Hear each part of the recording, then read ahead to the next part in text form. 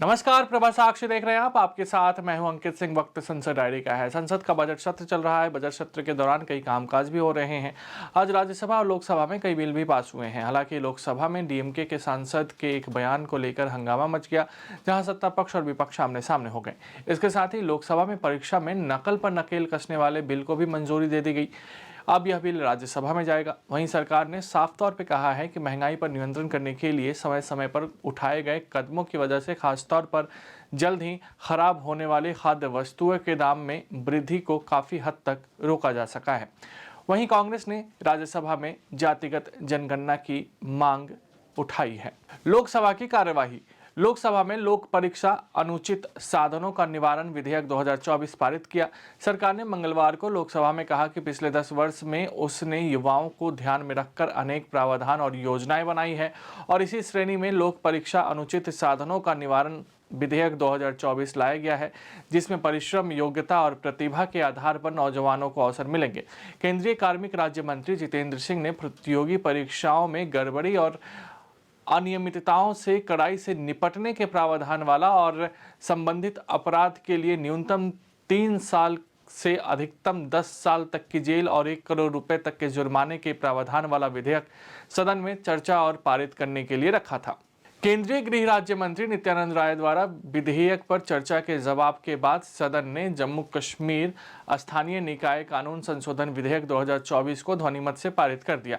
इस विधेयक के जरिए जम्मू कश्मीर पंचायती राज अधिनियम 1989, जम्मू कश्मीर निगम अधिनियम 2000 और जम्मू कश्मीर नगर निगम अधिनियम 2000 में संशोधन का प्रावधान है। राय ने चर्चा के जवाब के दौरान विपक्ष के उन आरोपों को सिरे से खारिज कर दिया कि जम्मू कश्मीर की जनता त्राहिमाम कर रही है। उन्होंने कहा कि जम्मू कश्मीर में जहां जाइएगा मोदी मोदी के नारे और मोदी द्वारा किया जा रहा विकास नजर आएगा। लोकसभा में मंगलवार को उस समय सत्ता पक्ष और विपक्ष के बीच तीखी नोकझोंक देखने को मिली, जब डीएम के नेता टीआर बालू ने केंद्रीय मंत्री एल मुरुगन पर निशाना साधते हुए कुछ टिप्पणी कर दी। संसदीय कार्य मंत्री प्रहलाद जोशी और संसदीय कार्य राज्य मंत्री अर्जुन राम मेघवाल ने आरोप लगाया कि बालू ने मुरुगन के खिलाफ टिप्पणी करके पूरे दलित समाज का अपमान किया है। उन्होंने डीएमके के वरिष्ठ नेता से माफी की मांग की।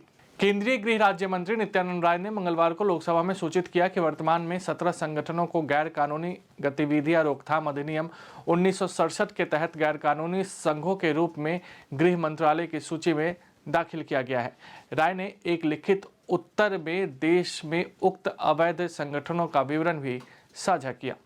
राज्यसभा की कार्यवाही। राज्यसभा में मंगलवार को विभिन्न दलों के सदस्यों ने जल प्रदूषण को लेकर गहरी चिंता जताते हुए सरकार से इसे रोकने के लिए समुचित कदम उठाने का सुझाव दिया और कहा कि उद्योगों को अपनी जरूरतों के अनुसार पानी का प्रयोग करते समय यह ध्यान रखना चाहिए कि उसके माध्यम से जल प्रदूषण नहीं हो।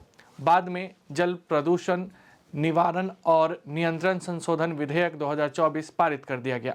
राज्यसभा ने मंगलवार को संविधान अनुसूचित जनजातीय आदेश संशोधन विधेयक 2024 और संविधान अनुसूचित जाति एवं जनजातीय आदेश संशोधन विधेयक 2024 एक साथ चर्चा के बाद ध्वनिमत से पारित कर दिया। दोनों ही विधेयकों में आंध्र प्रदेश के 3 और ओडिशा के कुछ समुदायों को जनजाति समूह में शामिल करने का प्रावधान है। विधेयक पर चर्चा का जवाब देते हुए जनजातीय मामलों के मंत्री अर्जुन मुंडा ने कहा कि आज़ादी के इतने लंबे कालखंड के बाद भी कई ऐसे जातीय समूह रह गए हैं जिन्हें जनजातीय तो कहा जाता रहा, लेकिन उन्हें कभी इस सूची में शामिल नहीं किया गया। सरकार ने मंगलवार को कहा कि देश के विभिन्न हिस्सों में अब तक 22 अखिल भारतीय आयुर्विज्ञान संस्थान यानी एम्स खोले जा चुके हैं और इनमें सभी आवश्यक सुविधाएं देने तथा जरूरतों को पूरा करने के प्रयास जारी हैं। केंद्रीय स्वास्थ्य एवं परिवार कल्याण मंत्री मनसुख मांडविया ने राज्यसभा को प्रश्नकाल के दौरान विभिन्न एम्स के अवसंरचना के अभाव के बारे में पूछे गए पूरक प्रश्न के उत्तर में बताया कि यह सही है कि कई एम्स में स्टाफ की कमी है, लेकिन वर्तमान समय में स्वास्थ्य के क्षेत्र को मजबूत करने के लिए कई कदम उठाए गए हैं। जो कमियां हैं उन्हें समय के साथ दूर कर लिया जाएगा। सरकार ने मंगलवार को कहा कि महंगाई पर नियंत्रण के लिए उसने पेट्रोलियम और डीजल पर समय समय पर सीमा शुल्क घटाया है, लेकिन अगर राज्य सरकारें करों में कटौती के कदम नहीं उठाती हैं तो निश्चित रूप से आम लोगों को मुश्किल होगी। वित्त मंत्री निर्मला सीतारमण ने प्रश्नकाल में इस बात की जानकारी दी है। राज्यसभा में ईश निंदा कानून बनाए जाने और संविधान के प्रस्तावना में अहिंसा शब्द जोड़े जाने की मांग की गई। वहीं पशुओं के खिलाफ क्रूरता, विदेशों में भारतीय छात्रों के खिलाफ अपराध की घटनाओं और देश में भोजन की बर्बादी जैसे मुद्दों पर भी चिंता जताई गई। शून्यकाल के दौरान भारतीय जनता पार्टी के अशोक वाजपेयी ने देश में ईश निंदा कानून बनाए जाने की मांग उठाई। अगर आप भी लेना चाहते हैं देश दुनिया की तमाम जानकारी तो आज ही सब्सक्राइब करें हमारे चैनल को। साथ ही नीचे दिए बेल आइकन को जरूर दबाएं ताकि हर अपडेट आप तक पहुंच सके।